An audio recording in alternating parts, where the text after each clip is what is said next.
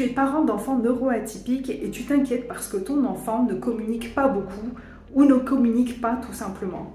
Tu as l'impression qu'il est dans sa bulle, que tu as du mal à construire un lien pour communiquer avec lui et finalement, des fois, tu te demandes s'il comprend tout ce que tu dis. Et si je te disais qu'avant les mots, il y a une base, un socle qui est invisible mais qui est tellement important.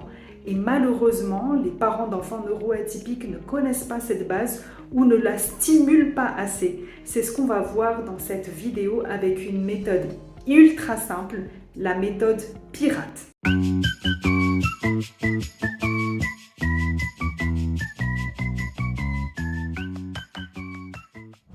Alors, première question qu'on se pose, pourquoi c'est plus difficile de communiquer avec un enfant neuroatypique ? Je vais te donner 3 raisons majeures qui expliquent cela.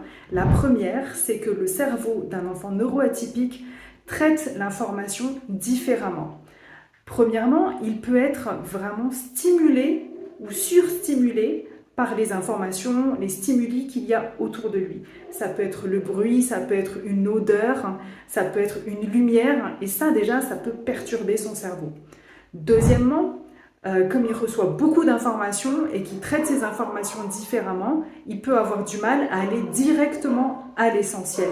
Chose que nous, on arrive à faire un peu plus facilement. Lui, il va avoir du mal à filtrer. En fait, chez eux, les bases de la communication ne sont pas automatiques. C'est-à-dire que quand on communique, on se regarde, on s'écoute, on attend l'interaction.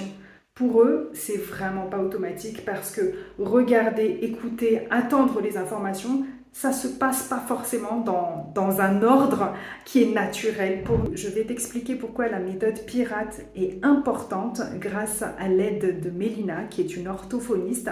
Et tu verras que c'est une méthode précieuse pour construire vraiment la base pour la communication avec ton enfant. C'est tout de suite.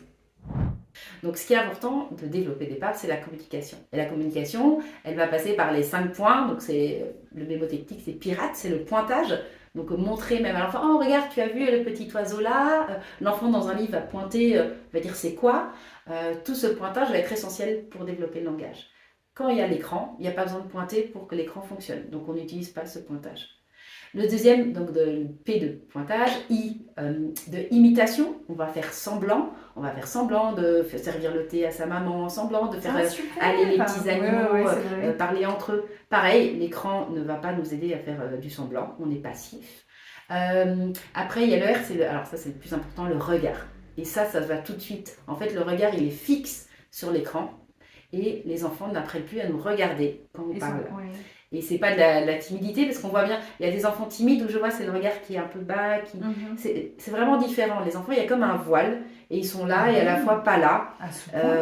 Et c'est ça, moi je le vois très vite dans le regard, les enfants qui regardent beaucoup la télé. Et ça, pareil, ça se retravaille avec par exemple l'orthopsie. On va retravailler parce que ces muscles en fait ont été fixés pendant des heures sur un point sans bouger. Alors qu'il y a tout ce qui est haut, bas, gauche, droite, focus. Donc ça c'est vraiment un gros point qui est perturbé. Le A c'est l'attention conjointe, faire attention à l'autre qui va tout à coup venir dans notre jeu, jouer avec nous. Oui, on est d'accord de ce qu'il apporte, nous on n'est pas d'accord. Et pareil l'écran. En fait, c'est constant. On ne fait pas attention à la relation avec les autres. C'est l'interaction du coup. Voilà. Vraiment, c'est ça.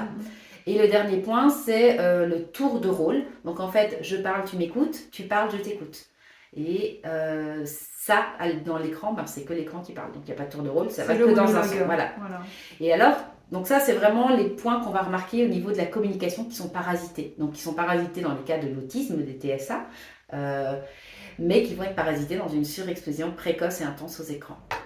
Tu l'auras compris à travers cet échange, on a parlé aussi du danger de la surexposition au niveau des écrans, mais en résumé, pourquoi cette méthode fonctionne ? Déjà, elle s'adresse donc plus particulièrement aux enfants neuroatypiques qui ont des soucis de communication, qui communiquent peu ou encore mal.